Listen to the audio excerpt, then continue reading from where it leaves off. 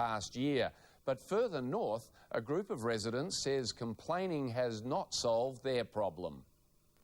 2 pet Rottweilers share this Beachmere backyard, and while they may be quiet now, the neighbours say they've put up with constant nighttime barking for the past 14 months, and it's ruining their lives.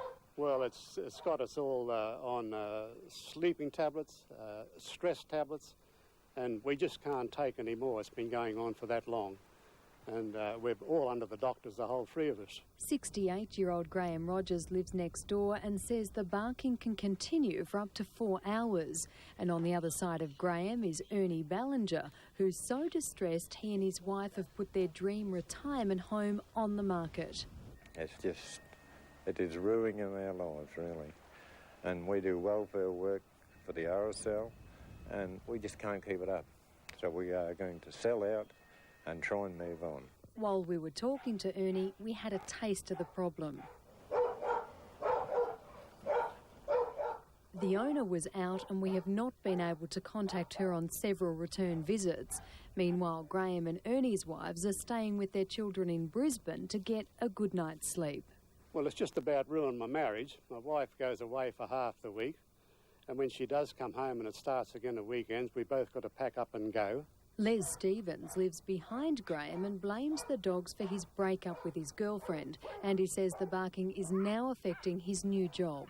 I moved up here approximately four months ago, 4-piece, because it's a beautiful area in town, and these dogs have given me nothing but pure hell. The men have approached the Housing Commission, the police, their local MP and the Caboolture Shire Council.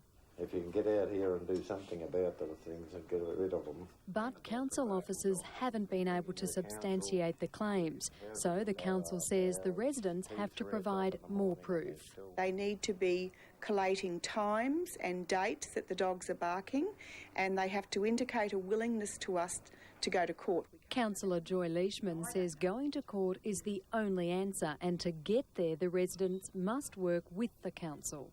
It costs a great deal of money for us to take people into court, and we go in when we have a fair degree of winning.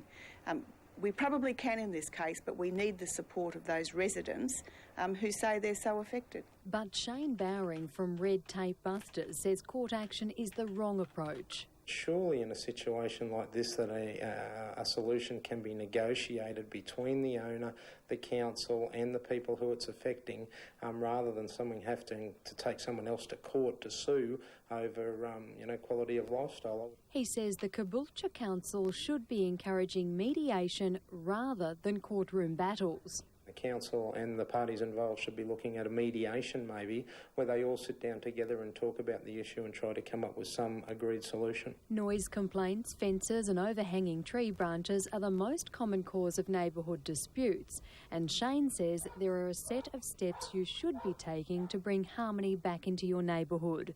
Research the local bylaws in your area, discuss the issues with your neighbour, make tape recordings, diarise what happens over a period of time, go back to your neighbour with the recording and diary notes, employ an acoustic engineer to take professional recordings, make a petition, introduce a mediator, and then avoid ending up in court. And his last bit of advice for the residents of Fiona Street, where emotions are running high, is to take it calm, look at the issue a bit more rationally, because doing anything against the law is obviously not acceptable. I can't go down that track. Bizarre having to go to court. You're watching